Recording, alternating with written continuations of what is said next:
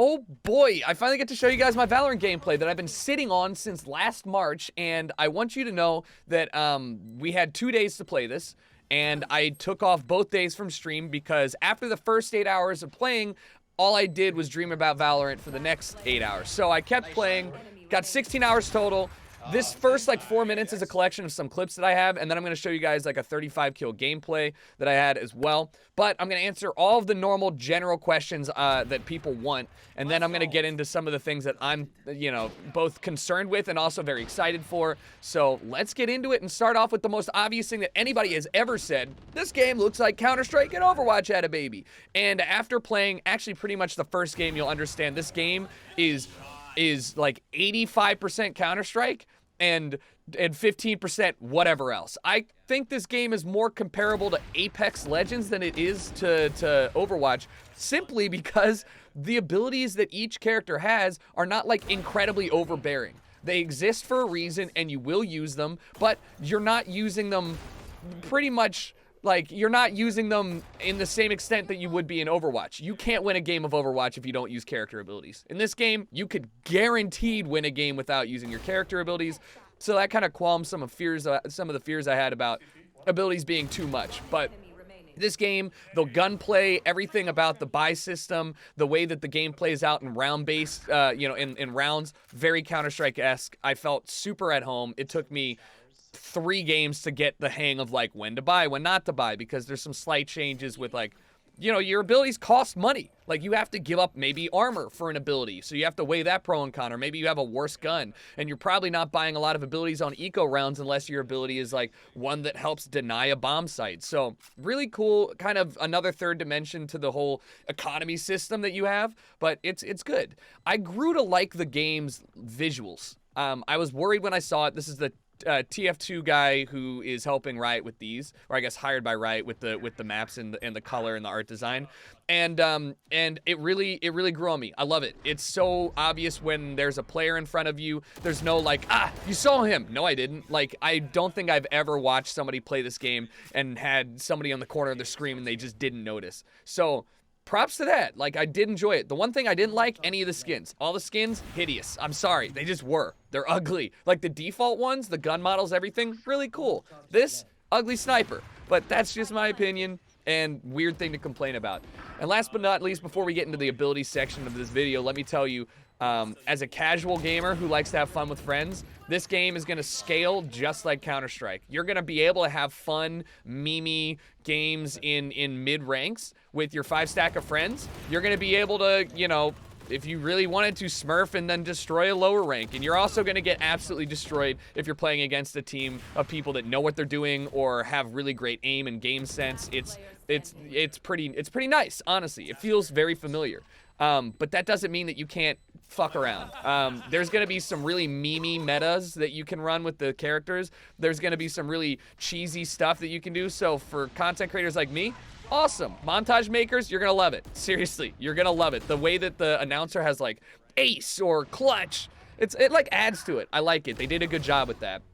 But let's talk about the abilities, the biggest thing that sets this game apart from Counter-Strike, and I'm very happy to say they're not overbearing. You have to buy them, like I said. Most of the abilities are vision-based, here's a wall that you can't see through, or here's a sonic arrow that you can kind of get an idea where enemies are. But the thing that kind of made me relieved is that the healing ability that one of the heroes has, one of the characters, what are we calling them? The healing ability that one of the characters has is only usable pretty much once, and on top of that, once per round, and on top of that, it's it just heals your health back up. It doesn't heal your armor. And the time to kill is so low that it's an advantage, but it's not oh god, we have to have a healer.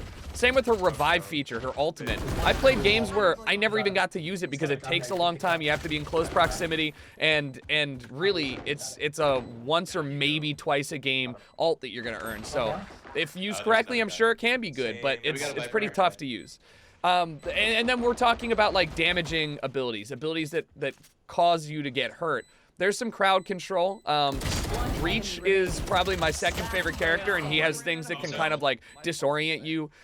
But it's really not that huge of a deal. There's follow my flashes drone for some characters. I think I got flashed a couple times. You can team flash. Your abilities can hurt your teammates, so there is... I don't think there's real friendly fire. Like, I can't shoot my teammate in the head, but I can, like, put up a fire barrier, and my teammate might get, you know, get hurt from that. So... I'm curious to see how they're going to make abilities work in a competitive sense. I'm relieved that all of the vision-based abilities like the Sonic Arrow and stuff really, like, weren't as useful as I was hoping they would be. I think maybe 3 or 4 times I got like a jump on somebody because somebody used the Sonic Arrow at the right time, and I was like, ah, perfect, I know where he is, right here. And then one person's ult is actually reveals all of the alive members on the map for like 2 seconds. So hopefully they kind of keep that balance. I don't like reviving in competitive games, and I also don't like vision-based stuff, but it is what it is. And there's certain skill aspects to some of them, like some people have like a straight line where you put your firewall. Some people can curve a ball of wind like Jet around a corner. Same with like flashing, you have to bend it right or left, so it's only for corner peeking. 2 thumbs up on the design on that.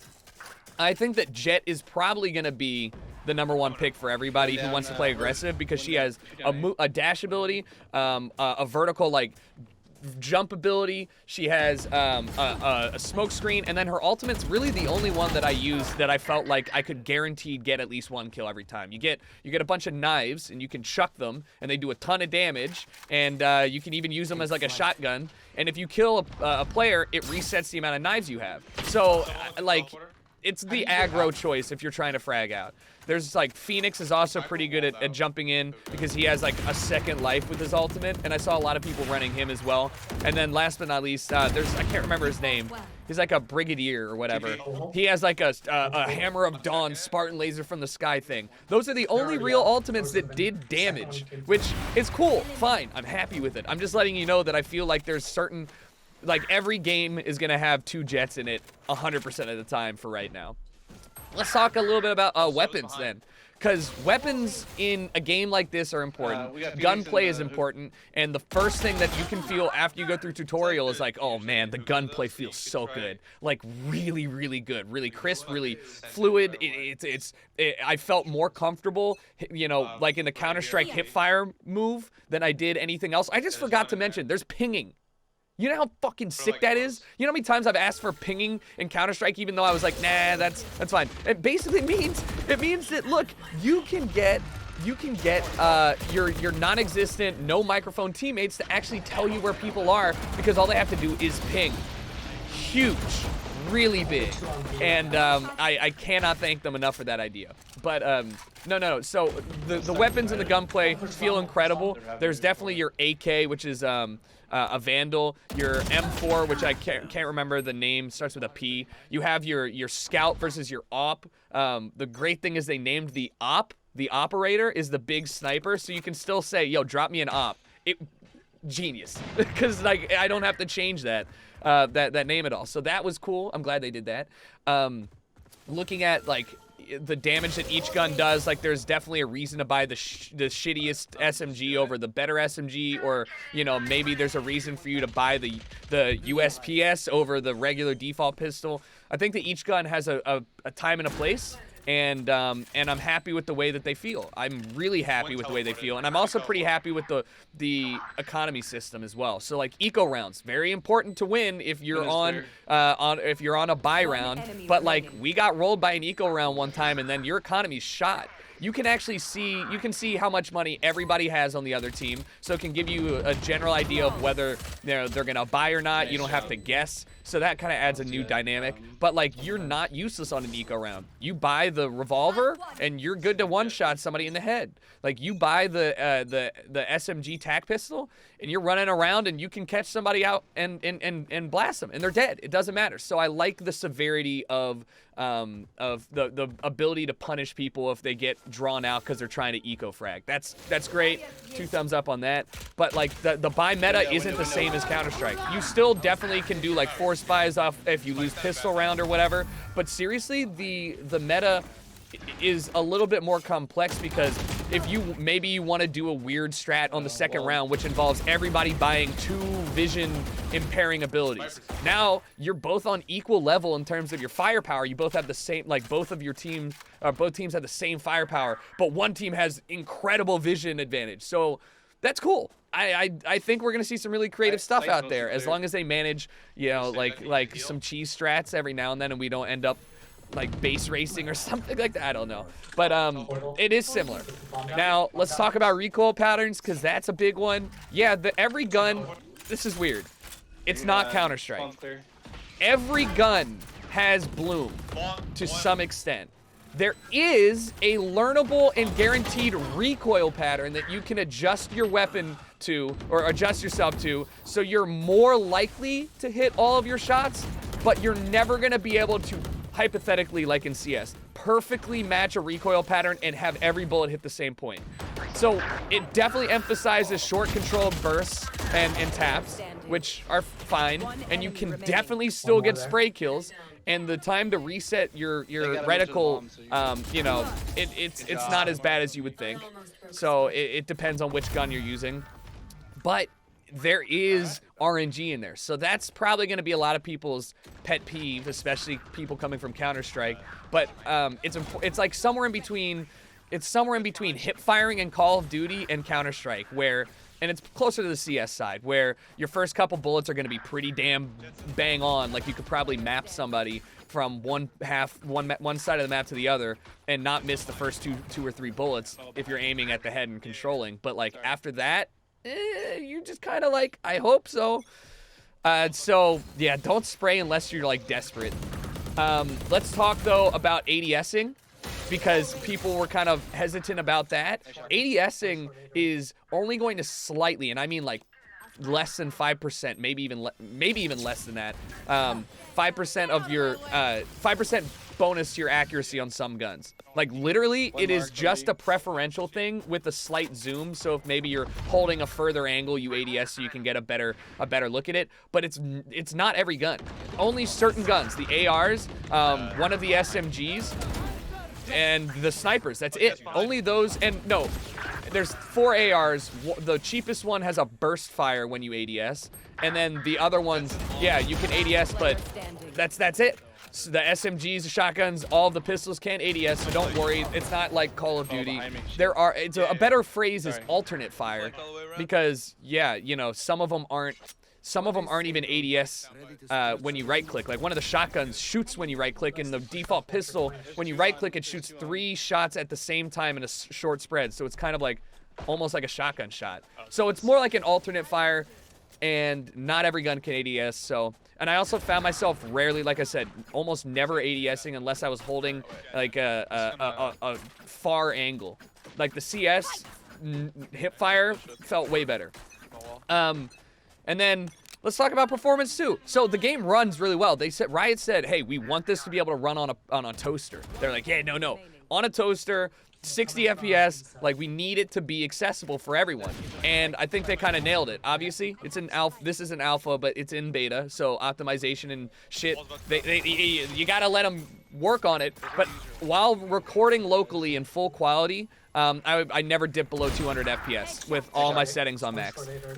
So if you're just playing and you're not recording locally, I'd say anticipate at least Counter-Strike levels of optimization, if not better. Not optimization, of frames, if not better. But just the nature of the art style and the way that the game is set up, I think realistically, this is going to be one of those rare games where you're going to be able to get 240 FPS on like a mid-range computer. So that's great for a lot of people. The movement felt incredible, like I said. But the big thing about this is I was playing against people with 80 ping or some of these games. They have proprietary tech which they're using in Valorant that kind of smooths the movement of a player who's not at optimum connection. So instead of you seeing people skipping across the screen, if they're receiving info from the client that they are lagging, then the server will kind of fill in the gaps between the skips. So on my screen, it looks pretty fluid, but on their screen, they're still lagging. So, you know, if you're shooting at somebody and they skip in front of you, you still get credited for hitting them. And on your screen, it looks good, but on their screen, you know, it looks fine as well. So I think that's an interesting way to combat it. We'll see how good it gets and like what the limits of that are. But obviously 128 tick servers on launch felt so important to have. So those two things together, I think hit registration and everything, it's gonna be a good highlight for the game. They're also talking about shit for cheaters. Like, cheating is a huge thing in every game. It doesn't matter what game you're playing, there's always going to be cheaters. So they have specific ideas in place where they're going to be, for example, aimbots. They're going to be tracking where your mouse is moving at any given time. And so if you're locking onto heads and popping people, but your mouse isn't doing that, they're going to be like, you're likely a cheater. Let's take a second look at you. And then my personal favorite is the vision assist. So the client doesn't ever receive information from the server about where any player on the map is unless they are within they're within a circle of, like, you need to know because you're going to be able to see them. That's a really interesting way to deal with this. So there's not going to be any wall hacking. Presumably, at least they're trying to combat that, as well as like being able to see everybody on the minimap or whatever, you know, exploit you may have. So if they can pull that off, I am infinitely more happy. We already know that Counter-Strike has a huge problem with cheaters. You see it in Warzone 2 now, in Call of Duty. Like, cheating is rampant. It's never going to go away. So you need to try some new stuff. And I've always said, you know, doing Overwatch cases and Counter-Strike, how is it that we can't figure out this person is spinning 400 times a second and hitting headshots? Like, that's not possible. How can the client, or how can the server not see that and be like, nah. But I think that's kind of a general overall view from Valorant. I'm gonna definitely be playing the shit out of this. The closed beta, which starts the 7th, obviously I will be knee deep in that. You can't get me off of it. I'm gonna hopefully be playing with squads. We're gonna hopefully be playing with, like, you know, maybe Smitty or some other people to get some like meme teams together, because I want to show you guys the stuff that I believe is possible with like weird metas and like just fucking around and having fun. But I also like want to have fun and try a little bit. I want to try and play the game and see what's competitive and what's not. So if you like Counter-Strike, I gotta tell you, you should probably give it a go. Like, you know, you should. I don't know what else to say. I think that this game will, in fact, be a main game for me alongside CS. I don't know if they're ever gonna do an Overwatch like thing in Valorant, but I'm fingers crossed. Maybe they will. And I also, I have some worries as well. This is almost a 20-minute long video, but I feel like it's important. My worries are this. I'm always scared about balancing characters and changing the way that a character plays deep into the life cycle of a game. What I mean is, like, Riot has had a lot of expertise with buffing and nerfing champions and trying to balance a lot of characters. And so the fact that there's so quote-unquote few characters in this game on launch, it's nice, that's fine. Like, Riot's been balancing like 100+ characters, and yes, they get it wrong a lot. They also get it right a lot, and they're also pretty good at changing things and fixing stuff. But again, it's always a worry. New character gets introduced, she's now broken, he's now broken, whatever. Like, existing characters, some have really, really strong utility, and others I feel like, I was like, why do I have to choose this character? There's a lot to consider, and they're trying to make this interesting hybrid, super competitive, very low time to kill game. I'm positive they're gonna mess it up at some point, but let's just hope that they are attentive with the changes they're making. Same with weapons. Like, the weapon variety is fine for launch, and the map variety, we only got to play 2 maps. Apparently there's 4 launching on for the game. That's not a lot.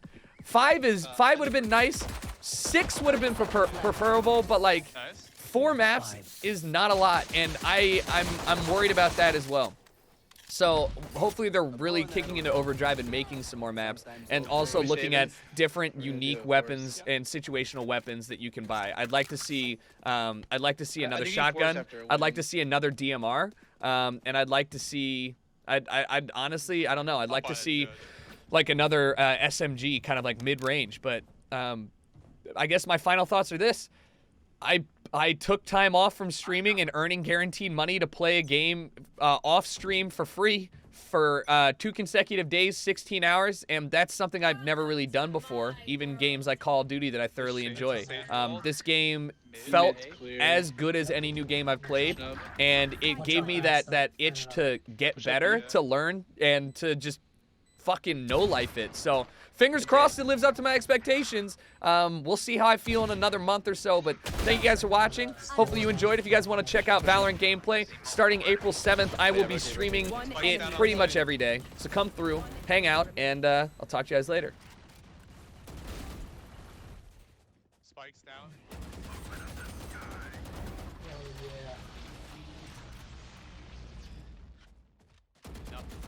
One enemy remaining. Flawless. Defenders win. That was great.